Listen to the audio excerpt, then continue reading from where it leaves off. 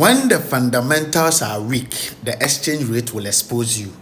Omampeni abedi Dr. Mahmoud BAWUMIA ati se opeso be mampeni ene oni central fo hia di nkitamudia anobaba ye omo bisa ne nsem no abeyi ano na we na central ni ba ko bisa omampeni abedi so omampeni abedi eye 2016 wo de asem we ye campaign say so oman ne ntotoye ne oman no ne ma ekoso oman ne mu no entwa yi a ade ba ko ba mo hu say oman ne ntotoye ekoso oman ne mu enye eye oman ne sika ne sesan ye compared to the American dollar no ebe ma hu say oman ne ntotoye ekoso oman ne mu nye enti Ghana fo nya mu gide di tumi ma ene wo ba ye mfie nwotwe mu ani ye hwe dollar no ne cedi no sesan ye na ene ahwiri enkane na wo ka sa asem no kware na ye $1 to 4 cedis ene no fa $1 na is so tam 15 cedis to 16 cedis na nti mi ma mi ana me na bi o fie no asem we mi nkyire mu nkyire ne sen ma ne ntia se se wa ya de wo bɔ modene no ma ne ntoto ye ne ye mi nkyire mu nkyire ne sen omampeni abedi echiri a opese obe mampeni odi nkyire mu aba why mo ha dwene ne question we sa ne nkyire mu na ba yenko tie nkyire mu.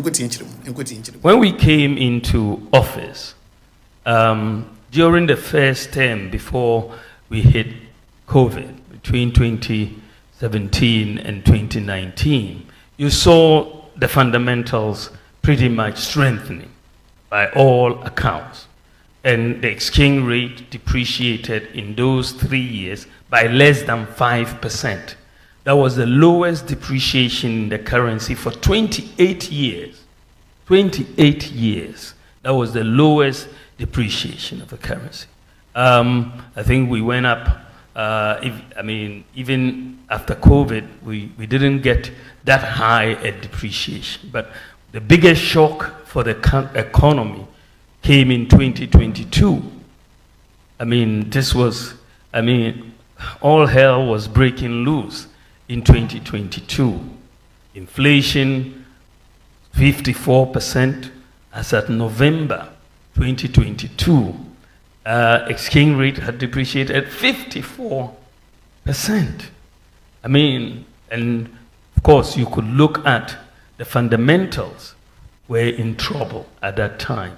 You saw the fiscal deficit going up. You saw inflation going up, growth declining. And so for me, it wasn't surprising, even though it was shocking, the extent to which the exchange rate went. So the point that we are making is that once the fundamentals weaken, you will get it shown in the exchange rate.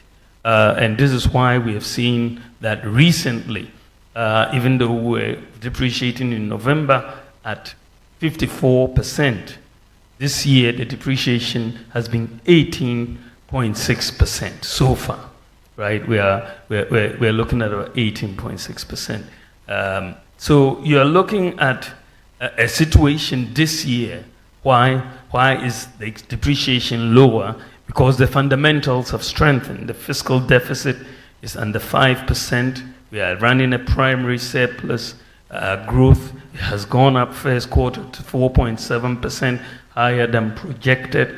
The reserves are increasing, and the Gold for Oil program is helping. So as the fundamentals and inflation today is around 20%, so there's been a strengthening of the fundamentals, and you've also seen more relative exchange rate stability.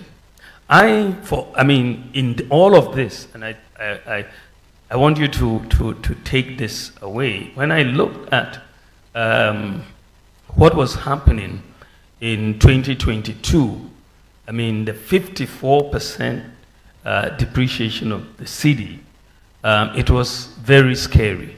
In fact, in 2022, this economy was on the verge of collapse, because you saw our reserves declining very steeply.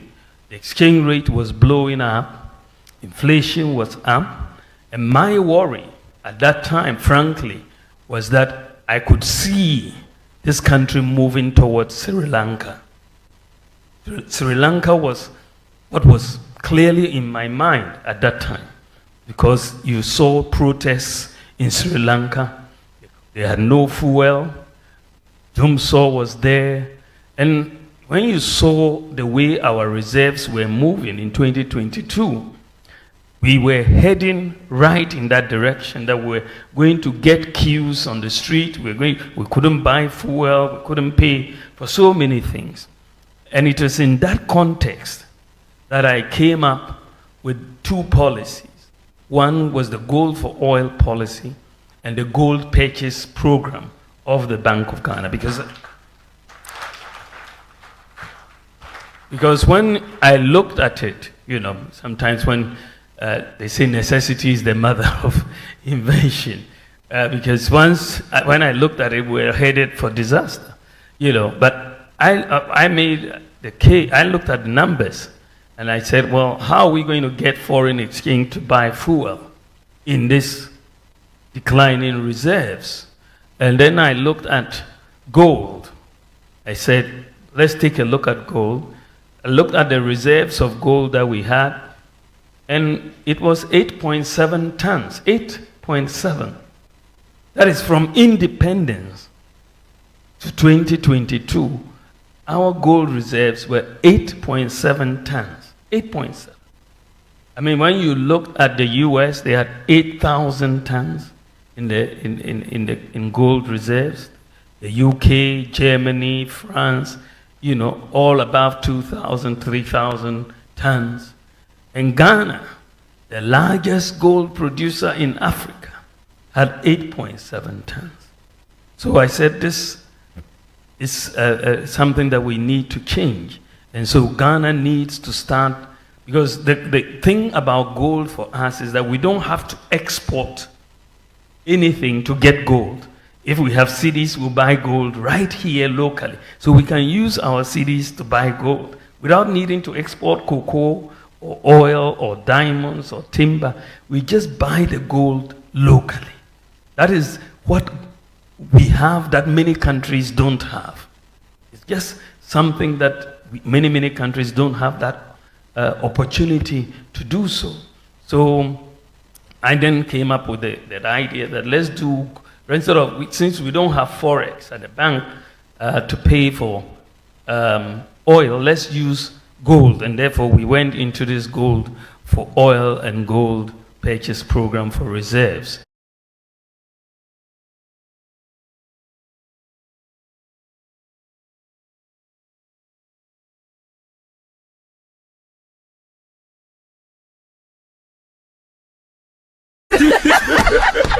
Bimini.